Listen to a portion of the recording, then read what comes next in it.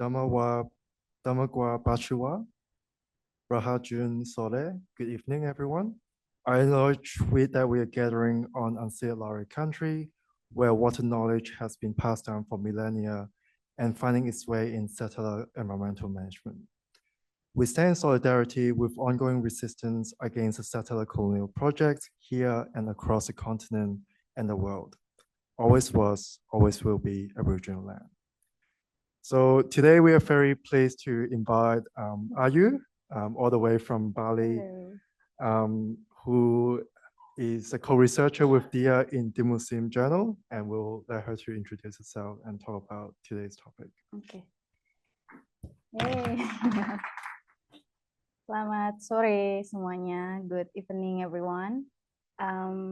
Maybe first I wanted to disclaim something because English is not my first language, and it might be a bit hard for me to understand different dialects, so it might be a bit like a moment. But I hope you understand. And yeah, thank you, Jens, for inviting me to Darwin. This is my first time going to Darwin. And I myself was a Balinese and still a Balinese. My name is Ayu, and I did some research in North Bali. This is the north part of Bali, which doesn't really into tourism project. So me and Dia is building one of the Muslim Journal. We call it the Muslim Journal. It is an independent media that we wanted to providing more alternatives project. And the first project was this research. So back in 2023, in 2023, we started this research, and we applied for fellowship programs in one of the alternatives media in Bali. And we started to question about what is like to be living in the north part of Bali, since a lot of tourism activities are in the south part of Bali. So as you guys can see here, the up part of this maps is North Bali, which is consists of different regency, and we can see that there is also some mountains that also there, such as like Bangli, Kintamani, and then also Batu Karu. So there's a lot of like mountains that be the upstream part of the water system. And as you guys can also see, the down part of this maps is all of the touristy area like Canggu, Brawa, Kuta, Sanur, and Nusa Dua. So this is all where the majority of tourists coming from around the world just to see like the nature of Bali, the culture and stuff. But now it's getting a bit crowded there. So in this research, we wanted to explore more about the main problem which is facing by the North Bali. And yeah, this research was also consists of 3 people, which is me, Dia, and one of our colleagues, Bandem. We are from diverse backgrounds. So I myself is a political science graduate, and Dia is a communication graduate, and one of our colleagues is an archaeologist. Yeah, this is what I mentioned before. Bali is divided into 8 regencies, which is known as kabupaten and 1 city. So each of these place has their own administrative sectors, but then tourists, they mainly knows about the south part, which is the touristy place only. And we see this district is very different with what tourists also see, because for example, in North Bali, we had a lot of like Bali Aga.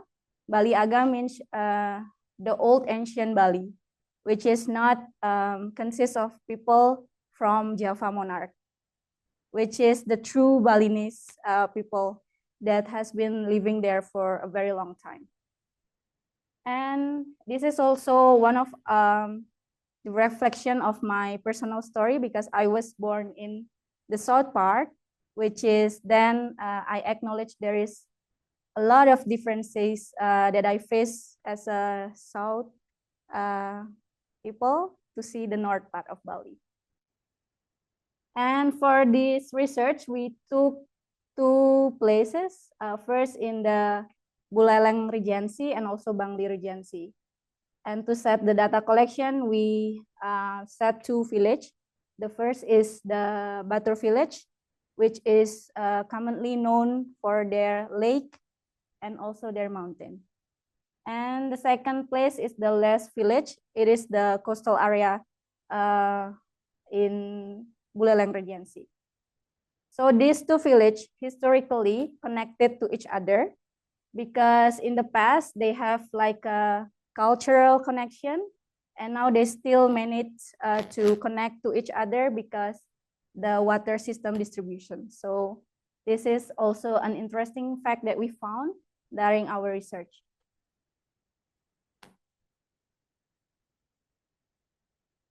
Okay, we go next. And we also see there is an effect which is in the new order of Indonesian government that is held by Suharto, the previous president. We see that Bali was promoted as a prime destination for mass tourism back in early 90s or starting in early 30s. Bali is also reached several hundred tourist number per year, which is also increasing during that year. And then last year, so there is 5.2 million foreigners along with 9.4 million domestic holidaymakers visited Bali, which is very mass tourism activities in Bali. And then this rapid expansion of tourism also significantly contribute to the water crisis, especially for the upstream side of Bali, which is the Batur and also the Les village. And what is interesting from this research is that the Suharto family, since their presidency era, has built the political and also business dynasty. So they have and they own a lot of properties, which is located in south part of Bali, like Nusa Dua, Pecatu, and then also in the north part of Bali, which is known as Bedugul Villa. So this is also stated in the Time edition in 1999, which with the title Suharto Inc., How Indonesian Longtime Boss Built a Family Fortune. And until now, they still operate in the south part of Bali, which is a bit sad because they own so many villas and also golf place. So they kind of extract a lot from this part of Bali. Yeah, this was the interview that is also held by my previous lecture in political science. So he stated that Balinese culture is not static. That's why time and time again it has shown it has the power to reinvent itself through the problems and opportunities we face. Things like tourism, social media, individualism, capitalism, and mass culture. It finds new ways to make itself relevant to young people in new times. So what is happening now in Bali is that we are the products of this capitalism and also mass tourism, because the young people in Bali, they do not really criticize what is happening in the south part of Bali, and for that they couldn't also see what is happening in the North Bali, which is I also experienced myself about these things. And as we also see here, in Bali before, we rarely found that like a property that is more higher than the coconut trees. So, but now there is a lot of like villas and also hotels that is way higher than the coconut trees, meaning that we cannot control what is happening now in south part of Bali, and that this produce more to the extractivism, which is we don't really rely on the nature as we can rely on the tourism itself. So I think we're not really care about the nature in terms of how do we live nowadays, which is yeah, a bit sad for my generation. Yes, you can see here, this is one of also the interview from the locals. You can see here on the Indonesian resort island of Bali, building height is measured by coconut trees. So anything taller could anger the god, and the Hindu locals believe inhabit the island. So we believe that we rely on three things. As you guys may be familiar with Trihita Karana, which is overly used now, and I don't really like about these terms. We believe in the connection between human, and then the connection between human and also nature, and then the connection between human and gods. So we believe in these three terms, but then we overly use it as a marketing strategy for now for tourism. And then this also could, you know, like making so many great buildings that overly, you know, like unconnect us from nature. And interesting facts here in 2017, the Trump organization says that hotel and tower will offer views of the Indian Ocean and Tanah Lot Temple and bring a new level of luxury to Bali. This project was also ties in between Trump's family and the MNC group from Indonesia, which is the founder from Haritanu Sudibyo. And this is one of the biggest project as well, as this is very close to the temple and the rice paddy fields. So the local peoples there try to talk more with the government, and they also, you know, like getting so much anger because there's the only way to connect more people to the temple. And this is also stated, it's the way of rich people to do whatever they want and to offer money to smooth the way for themselves. This is Kadek Sudiasi from Tabanan. He said that I plan to buy more land to give to my children instead of selling. Money you can make again, but land is finite, and let alone fertile land. So in Tabanan, maybe you are familiar with the Subak system, which is highly have a strong connection between the farmer and its land, and also with the water itself. So Tabanan is one of the regency that is provide this Subak system. There's a lot of rice paddy fields with so many landscape. Like they have the flat rice paddy field. They also have the you know, like layer rice paddy fields, which is let the Subak system running. And this is good because they can distribute a lot of water, not only to flat rice paddy fields, but also to the layer one. So you can say that it's such a good system because it's bring justice to all of the farmers. But now, today, yeah, we can see that multi-story hotels and condominiums many times taller than the coconut trees and are popping up across the island traditional rice fields, which is, if you guys going to Canggu right now, it's so much beach club, it's so many villas and hotels being developed, and maybe there's only 1 or 2 rice paddy fields there currently. And the only maybe natural resources that we have right now in Bali is in the west, north, and east part of Bali. Okay.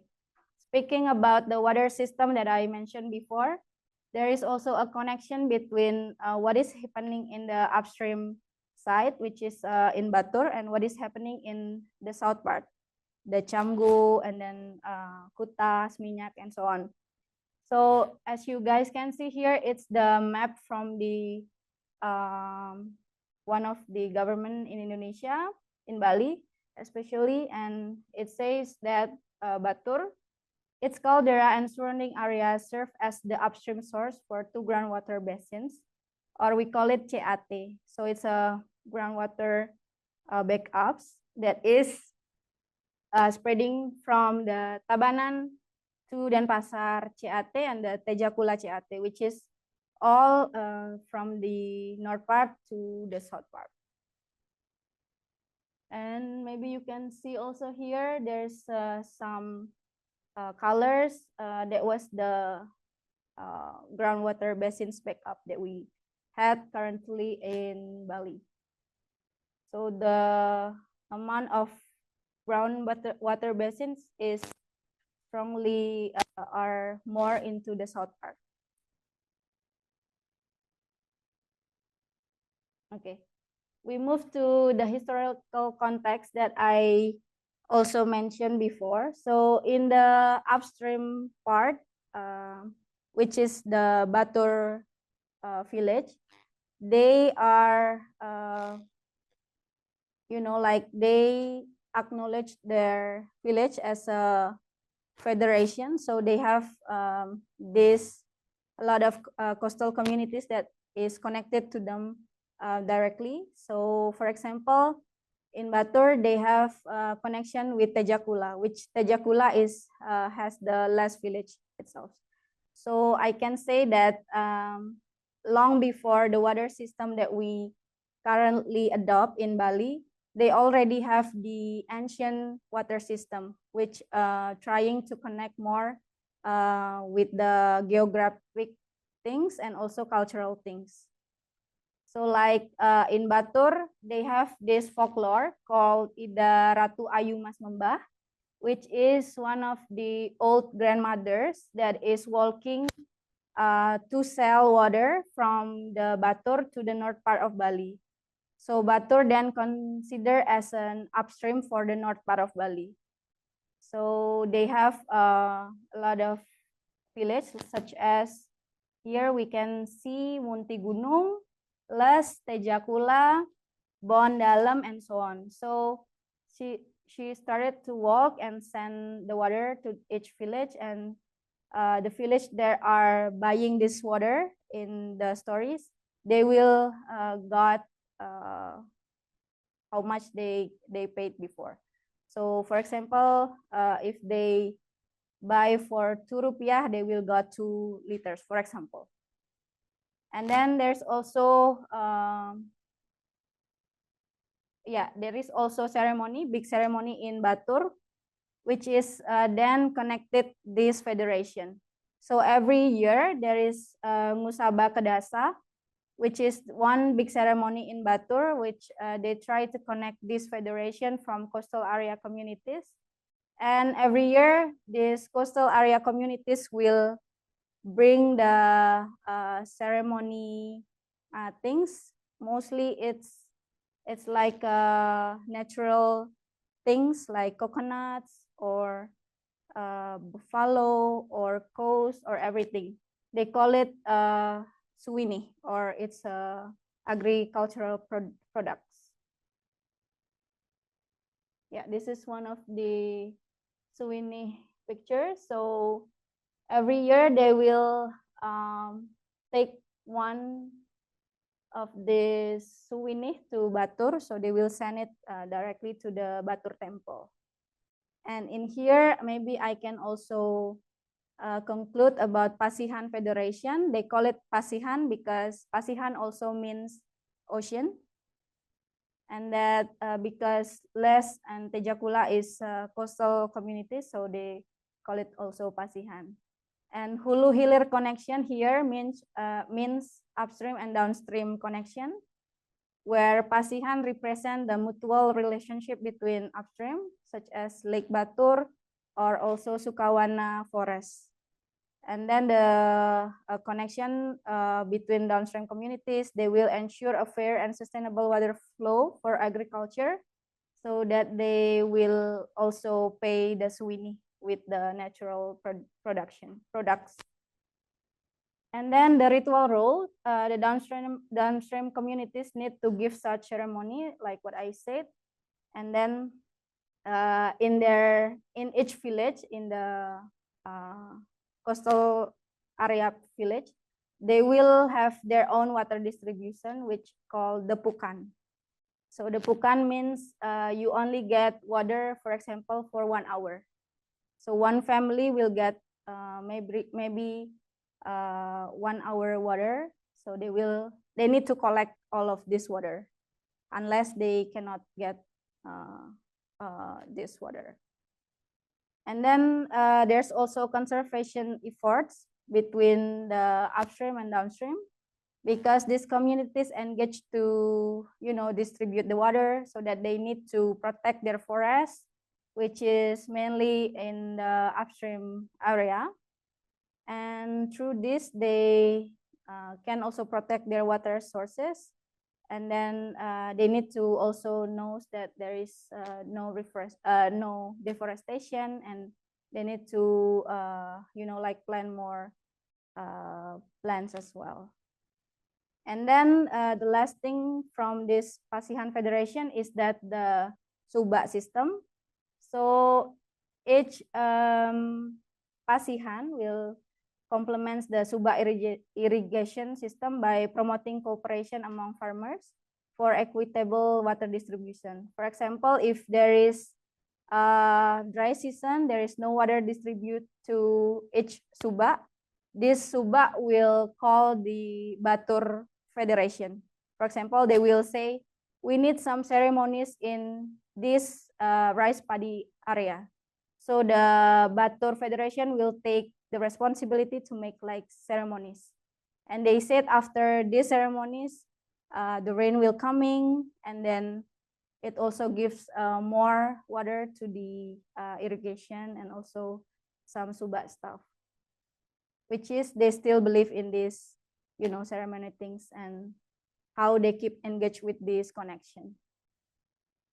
But then what we found out during this research is that these days it has become more ironic between the Pasihan Federation and Batur, since there are no more natural resources from the federation itself, because there's a lot of like development happening also in the north part, maybe not as much as the south part, but it also affecting how the federation connection is happening currently. And they cannot pay maybe like, for example, the rare commodity or the rare natural products, because they don't have it anymore, like they don't have the land itself. So yeah, it's replaced a lot with the natural degradation. Okay, we move to my first case studies, which is happening in Batur. So we met Wayan Arya. This is one of the farmers, but he also responsible for the ceremony in Batur. So we call it Jero Kasinoman. Yeah, he during for the 1 year, he still need to do the ceremony. So it's always on. I mean, it's always do the ceremony every day. So he need to make time for farming and also for the temple.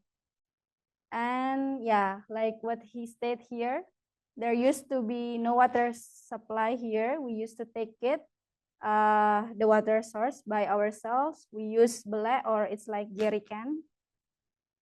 But now there is a machine that owned by each household. And then in summer it take turns. Maybe they just get a little bit, and at most it's enough for household needs, but not for watering the plants, which is sad for him, because he don't have the access to this machine. And strongly this facts affecting the horizontal conflicts between each household, which is so many layer that is happening in water case in Batur. Yeah, so he just used this simple storage to catch the rainfall. So if he couldn't get the water from the water sources, he will just lend on to the water, the rainwater. So they just use this to storage.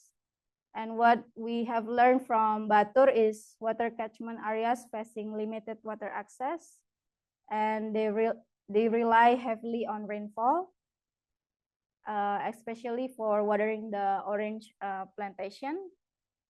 And then the cost of extracting groundwater is not proportional to the value of the harvest, which they need to pay for the waters if they wanted to make like a groundwater system in that area. And then the PDAM atau or PDAM, it's like a regional water utility.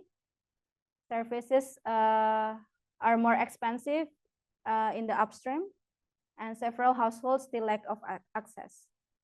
So if you go to the south part of Bali, there's a lot of PDAM. They will sell this water through the trucks. So a lot of villas and then campus, university in the south part, they buy the water from this PDAM. And then crop failures occurs due to drought because there is no enough water, and water discharge at the source continues to decline.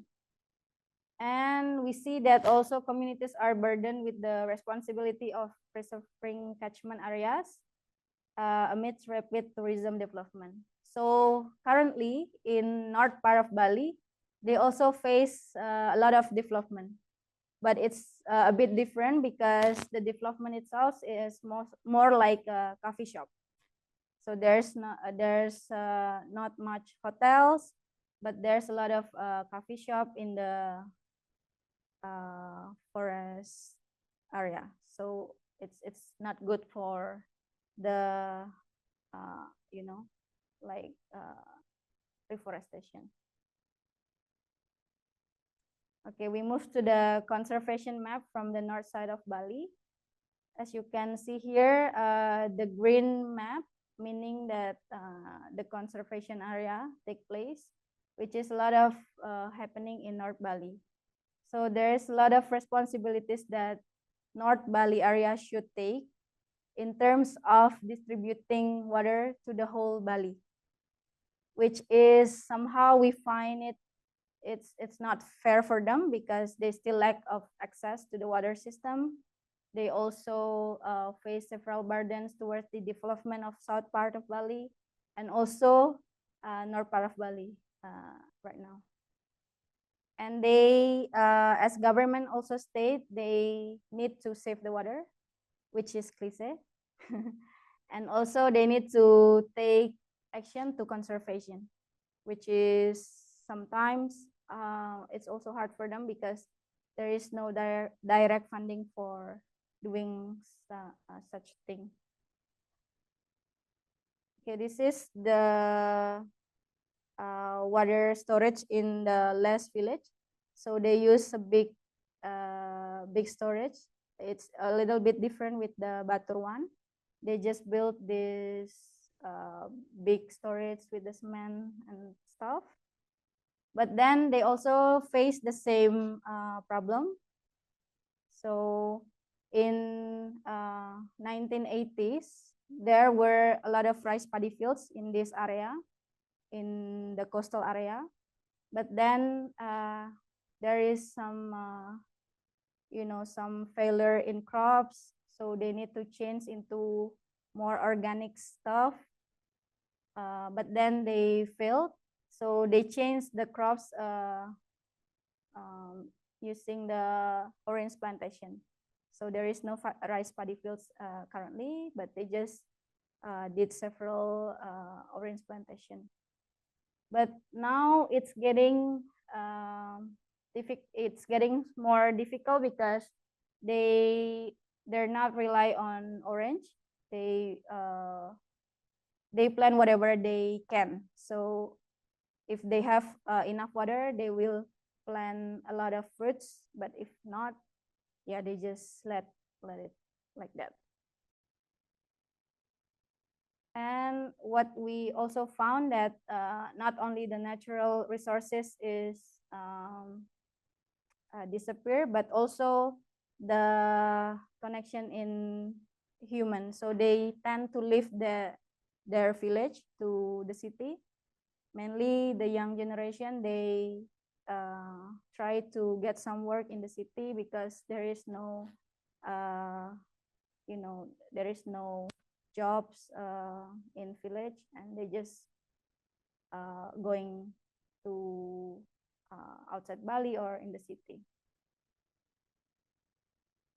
And this is, she also stated, there is a river here, but there is often no water. Whereas before there was running water when they were still planting rice, but now it's dry, so they cannot plant any rice paddy fields. And what is also a dilemma in the north part of Bali is that they face fire in dry season, and then when it's rainy season, they face floods. So it's not good for them because they cannot really get the good water system because geographically they are not really lucky, I guess. And for this research, there's also research from Dr. Stromakul in 2012 that notes during Bali's dry season, especially in North Bali, locals wells often dry up, leaving communities without clean water. Meanwhile, tourism business use deep wells up to 60 meters, worsening groundwater depletion and causing issues like saltwater intrusion. So this is also happening in the south part of Bali, since a lot of groundwater extraction happening there. And this highlights the water injustice between tourism and local needs, especially during drought. So yeah, maybe it's a bit far to connect between the north and the south part at first, but then while we try to do this research, it makes more sense because as an upstream area, of course, the north part of Bali, they need to distribute more to the south part of Bali. And yeah, the south part of Bali, there's so many tourism activities that is not really respecting the whole natural resources. And on her research on Bali's water crisis, she highlights the exacerbating effects of the dry season, particularly in North Bali, where water scarcity becomes more pronounced. During this period, typically shallow and reliant on groundwater often dry up, forcing residents to depend on unreliable or contaminated water sources. So this is also happening in north part of Bali, where they try to make a groundwater basin using I think European funding. So they make a lot of like groundwater system, but then it's not continues well because they still rely on the Pukan, the one I said before. So it's still managed from the Batur part. They still rely on Batur area. And all of this water system is managed by the village, Desa Adat, but more with the indigenous people. Now, this is the trucks that I mentioned before. So they supply a lot of water to the south part of Bali. And yeah, in the north part, at our research, we rarely found these trucks because they cannot pay for this water in the north part of Bali. And I think in the north part, what we can learn is that they try to adapt and also shifting agricultural system like from rice paddy fields to orange, and then now maybe they plant the rambutan, jackfruit, everything, but yeah, they still need to maintain the water. And then they also leaving the village because of crop failures, difficulty of accessing clean water. And this is where the Dapukan water distribution cycle is getting longer currently, once every 12 days for about only an hour, which is not good because they use this water for household needs. Sometimes they don't have water for cooking, and it's also a burden for women because women needs more water for their reproduction. And yeah, the people still need to pay for the natural resources to the desa adat or the village. For example, for 3.5 hours of the Pukan water, they need to pay like 3 coconuts or anything that they can pay. And then they also unable to afford water from the regional water utility like PDAM. They cannot pay the PDAM because yeah, it's different. They don't really have an access to a good jobs there.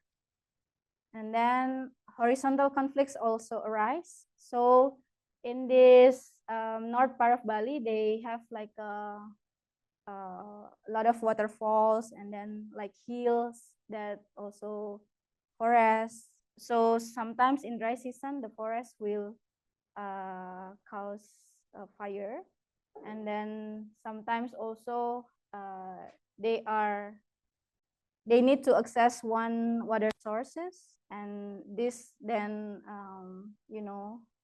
arising more conflicts because they don't know how many liters should they take from these water sources. So mainly they just keep fighting with the locals, but they never complain to government because yeah, I think they don't really know about the distribution of this water system. And this is one of the grandma that we met in Batur Lake.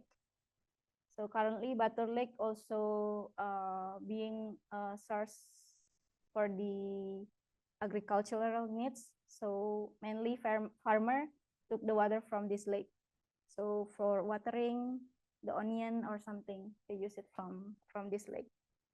And in here, Dr. Stroma Coles also mentioned several things like tourism consume a lot of Bali's water, like 65%, with luxury hotels and villas demanding tens of thousands of liters daily. And then local communities suffer with over 1.7 million people lacking reliable access to clean water and many wells drying up. And then agricultural is deprioritized because threatening Bali's traditional Subak irrigation system and food security. And the last but not least, poor governance and weak regulation allow unchecked tourism expansion at the expense of water sustainability. So it is getting worse these days because, for example, in my place in the south part of Bali, we have this seaside where it's already run by the government. So we cannot do something like ceremony in the seaside of the beach because it's already taken by the beach club. So it's so sad because yeah, we don't have any access to this anymore. And this is the only campaign that I saw from the government. So they want, it's in Bahasa Indonesia. They just want us to save the water, and then for a better sustainable life, we just need to save the water. So once we take the field research in Batur, we ask this question: can you save the water for your agricultural needs? And then this answer is a bit hitting me because he said that we cannot save water because water is never coming to our areas. So what is to save. After all, we cannot save everything. So yeah, then this statement has opened our research. We wanted to be more deep to the contrast between the south part of Bali and north part of Bali. Yeah, despite only focus on the north part. So I think it will enrich the research as well, because the south part of Bali has contributed more to the water crisis in the whole Bali.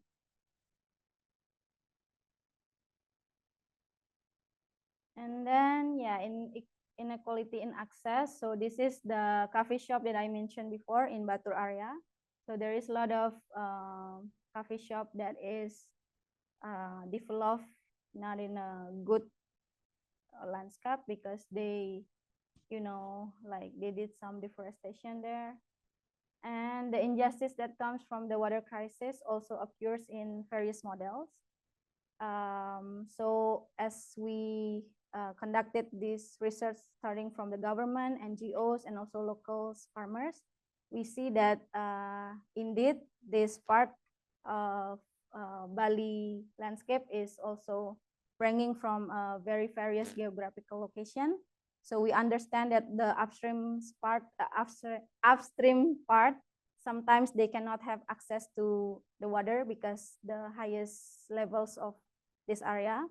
But then also, not only that, there's also some prioritization of the governments, whether they wanted to be more focused on distributing the water to the locals or only to the tourism. So we can see that the governments doesn't really take action to this, because once we read some articles, they just keep blaming each other. Like for example, the governor of Bangli, which is in Batur, they just keep blaming of South governance, because South governance is never giving some fundings to do some conservation. And then the South governance then blaming the North part, because they didn't keep their forests, and they only they cut the water distribution. So sometimes the south part is also lacking access to the water, because like the north part, they wanted to do the refines. You know what I mean? And then yeah, this is the since this research, we also found out that there are not much research in water crisis. So for example, when you see here, there's an old research like 2018, and we wanted to like publish this, because we want a lot of people doing this research to get more various perspective towards this crisis. And this is, I think, the only reliable research that we found, where the final Bali Water Protection, which is one of the NGO in Bali, explained that there was a rate of groundwater subsidence in the period of 1985 to 2004 for Denpasar and Tabanan, which is the south part.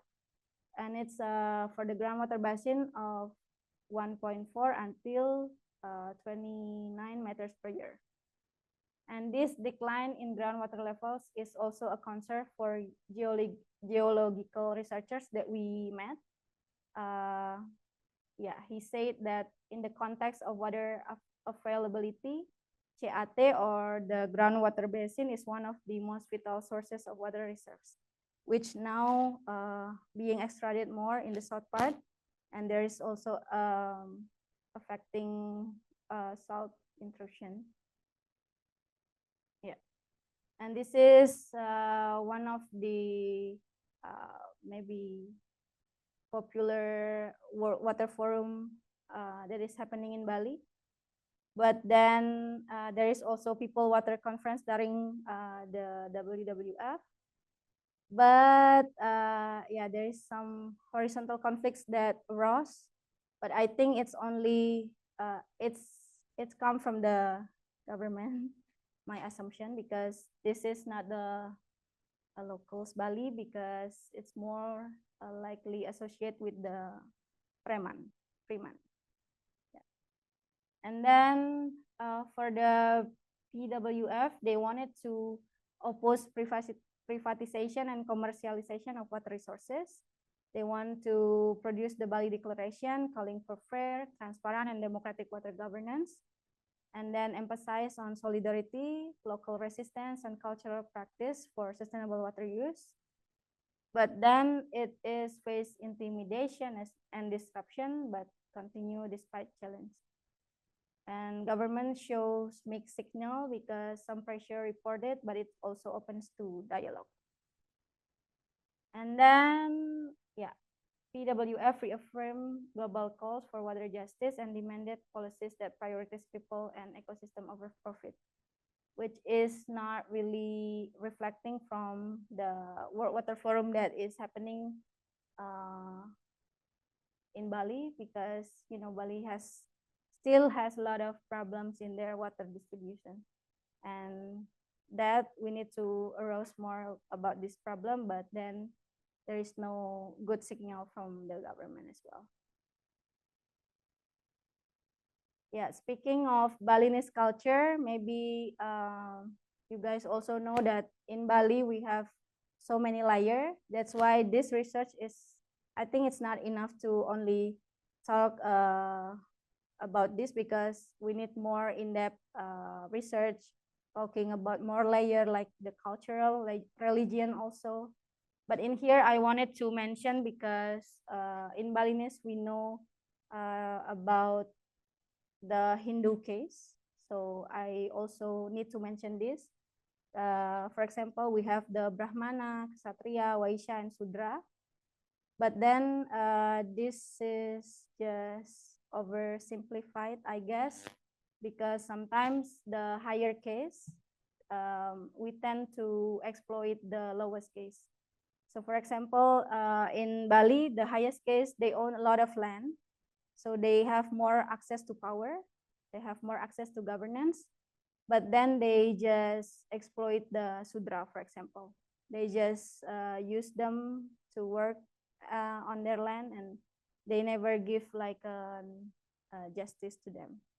So I wanted to mention this because I think this part of the water system or the water crisis that we face, we also need to uncover this case, because yeah, it's like psychological. We still rely on this racist case in Bali. Yeah, because I cannot really be too in-depth in this research. I then conclude that the Balinese people have so many layer, and we face a lot of challenges as well in struggle to reclaim our land and also our security to free access to water sources. So for example, historically, we have been silent for the past few decades, which is starting with the massacre in Bali. Maybe you guys also know, in 1965 until 1966.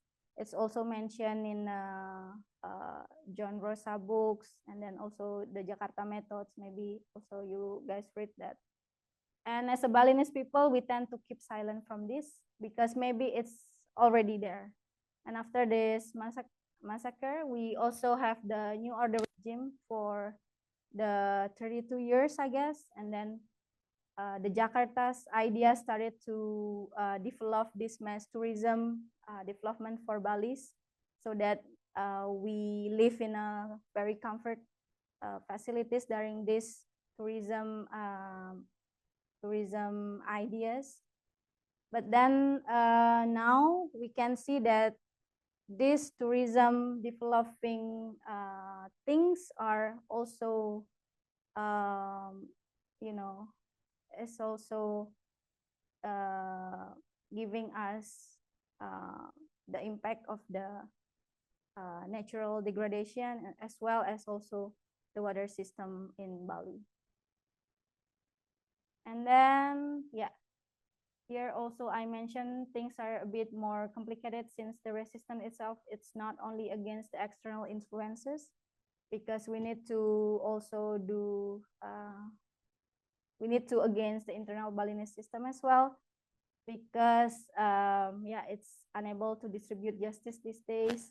For example, like what I mentioned, there's still a case that is happening in Bali, and there's also change the cultural system as well, and they're also having this overpower because they own the land, they own the power, and they also using their past case, like for example, the Ksatria, they own the palace. So this palace, they use it for the tourism attraction.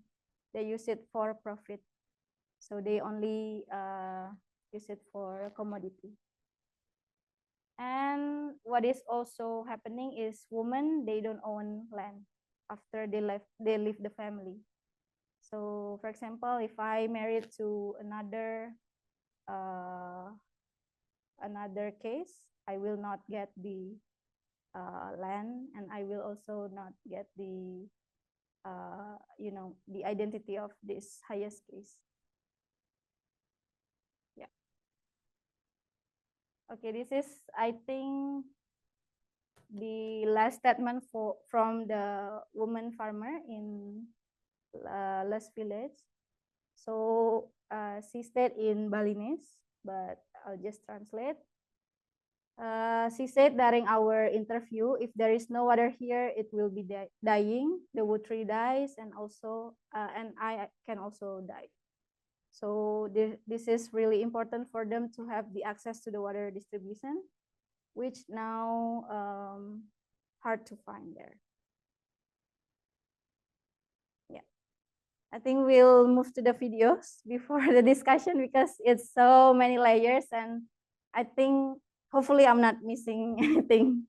So yeah, maybe we can discuss later. Setiap harinya, tangki-tangki air tampak lalu lalang di wilayah selatan Bali. Hal yang begitu jarang kita temui ketika bepergian ke wilayah hulu Bali. Air-air dari hulu tampak memenuhi bak-bak pemelukatan di wilayah hilir Bali. Tejakula menjadi salah satu wilayah hilir yang terdampak kekeringan.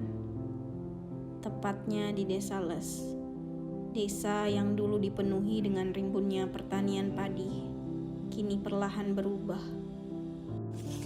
Kalau kencang, kalau tidak kencang, kayak ya tahun-tahun kemarin, mungkin tidak nyampe. Jangan sampai malam-malam tuh nyiram tuh dalam kondisi sambil menangis. Airnya itu hanya sebesar ini, jalan merayap ya. Kalau waktu tahun 80 kan, waktu kakek yang itu 87 sampai 92 itu masih kencang airnya. Sampai yang mandi di sini hanyut. Desa yang mayoritas penduduknya adalah petani kini harus adaptif di tengah musim kemarau. Ya, kalau dari pandangan saya, debit air itu bisa berkurang. Yang pertama, pengaruh alam itu sendiri, faktor di atas, kerimbunan hutan juga itu sangat berpengaruh. Kemudian tidak kalah pentingnya juga oknum-oknum yang mau seenaknya mengambil air begitu. Banyak sekali kelompok yang punya modal mengambil air secara ilegal. Itu juga pengaruh. Tapi yang sangat berpengaruh adalah kerimbunan hutan itu sendiri. Wilayah Batur menjadi wilayah hulu Bali yang rimbun, hijau, dan tampak mempesona.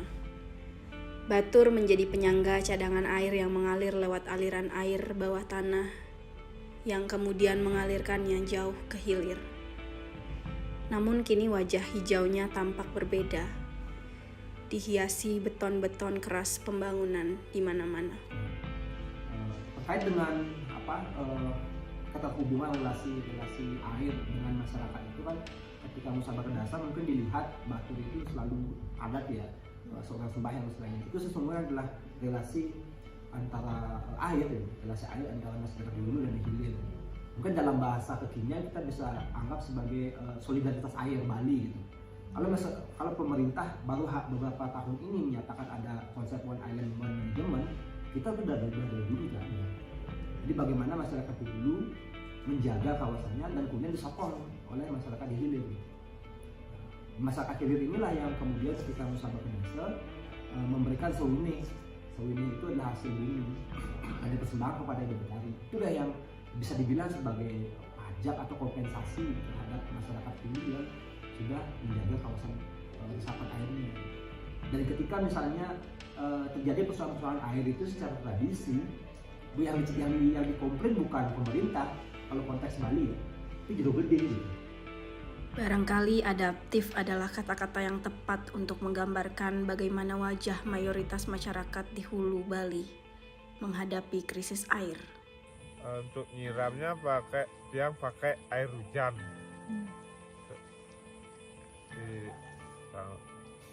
Air hujan nanti yang tampung dulu di bak, udah itu sudah dipakai nyiram. Untuk air hujannya, Ya. untuk air hujannya ini dah air hujannya. Ini pipa dari sumbernya airnya. Yang dari bawah nih. Ya dari bawah. Berarti airnya dari Cilacapnya nih King Iya. ditampung. Ditampung di jeping. Air akan tetap menjadi sumber daya yang vital untuk menyirami kekeringan, memenuhi kebutuhan-kebutuhan spiritual, bahkan memenuhi kebutuhan-kebutuhan primer masyarakat Bali ke depannya. Masih sanggupkah kita bertahan?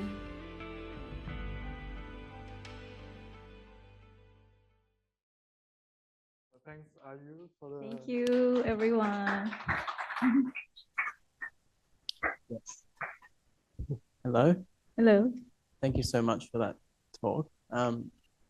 You mentioned the People's Water Forum, and I was curious about other ways that people are organizing against everything that's happening with the expansion of tourism and the threats to water security.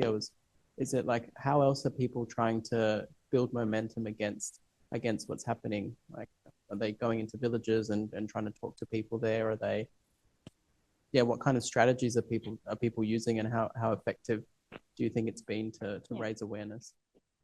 Yeah, okay. I think that's not much movement against this water crisis because People Water Forum itself is also an international NGOs, I guess, and they try to collect more NGOs in Indonesia to talk, to raise these issues.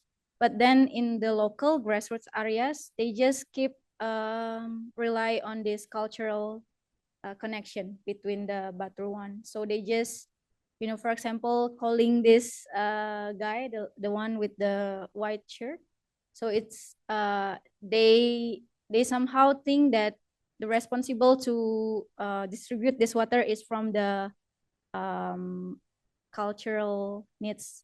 It's not a responsibility of the governance itself. So it is indeed a lot of layers because we need to, sit down with these people and then try to talk, because it's not only about the cultural things that we need to keep the connection, but also how this governance things also needs to be responsible for this.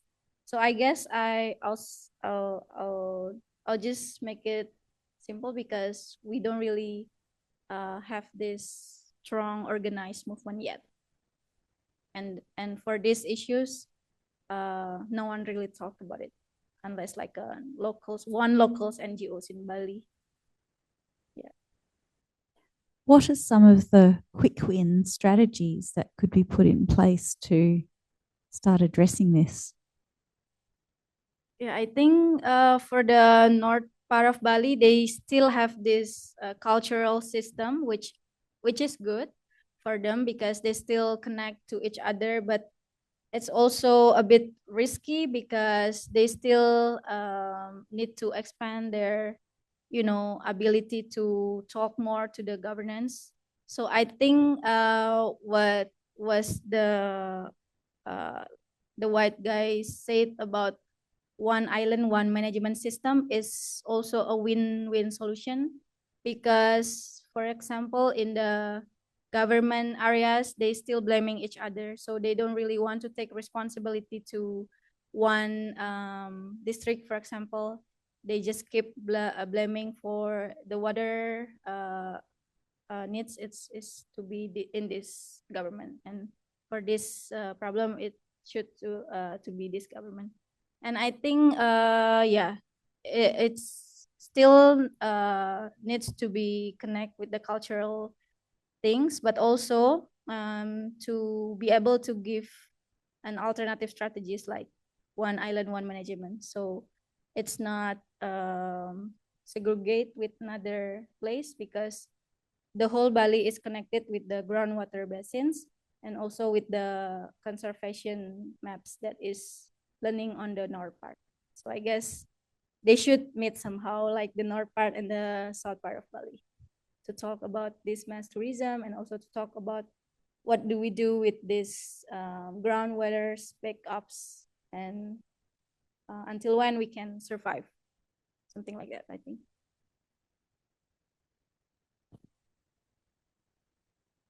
I think I've got what lovely talk and lovely slides. Thank you very much. Thank you. I think I've got two questions. So you're focusing on water, and you've mentioned about the cultural and spiritual connections.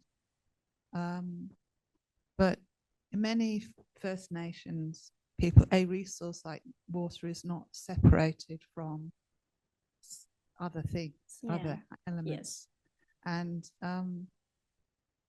so it occurred to me that there may be other activist things, maybe like sand mining. Sand mining is a problem all around the world, is often I suspect it's a problem in Bali as well.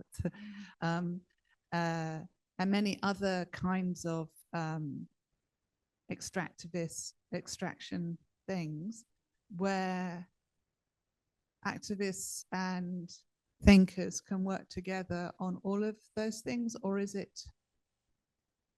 does that make it more difficult if you make the problem more complex, if you like, and take into account all the different connections? Yeah, I think it's probably could be one of the alternatives for now, but we need to start somehow, because there is no there's only one NGOs that we met that talk about this research, this water crisis, and the gap between the NGOs, the academia, and also the local people that is facing this struggle is very far. So we need to connect them first, so that they could understand what is the vision together, and then starting from that, I think then we can make like strategies to maybe arrange the movement, because in Bali we have a very popular movement called Bali Tolak Reklamasi, which is against the development in Benua Bay, and they can cancel the whole plan for the Benua Bay. But we need a very structure, and then also organize people. But in this case, we haven't seen this initiative yet. So we started with the research first, and then we try to talk more to the communities, like what we did here. And then also we talk more with the locals, because sometimes they just focusing on their spiritual needs and also their cultural needs, which is also good. But what is the meaning of like preserving the culture when there is no nature? Like they don't really save anything from that. I think that's for me. Thank you. Thanks very much, Ayu, you. for the talk. That was wonderful. Thanks. I just wondered, I have a friend who did her PhD here at CDU. She's at Universitas Udayana in Bali. And I was just thinking all these things are important: culture, business sectors getting worried, just from their own hip pocket, but also just technical knowledge might be useful as well. Her name, she's a earth scientist, Oh, and I would be very happy to introduce you to her. yeah, yeah. Sylvia Tonez. Okay. Yeah, she's a lecturer there. And even if she's not able to become activist, she Yes. may have information of, you know, a technical scientific nature that might be helpful. Yeah. Yeah. Thank you so much. Great, Will yes. be helpful for this research since we Yep. only, starting from the sociological perspective, Yes, we need yep. more like technical Yeah. knowledge about the water and stuff. Yes, that's right. She might know about things like recharge rates, like if Yes. the 60-meter well, and that's not, is that how quickly that's probably being used very Yeah. quickly, but is it recharging? So that sort of information, she may Yeah. be able to provide you access to that, or maybe that information is not available. It's just being used Yeah. without knowing that. So, yeah, thanks. Thank I you. can, through Jens, I Oh, can yeah. introduce you. Okay. Thanks. Thank you. Questions? Anyone? Anyone online? I will stay here for another week. So if you, happy to catch out because Darwin's so small, so just hang out, literally. Thank you again, everyone, for coming, and thank you Thank you you again so for much. presentation. Thank you. Closing the room.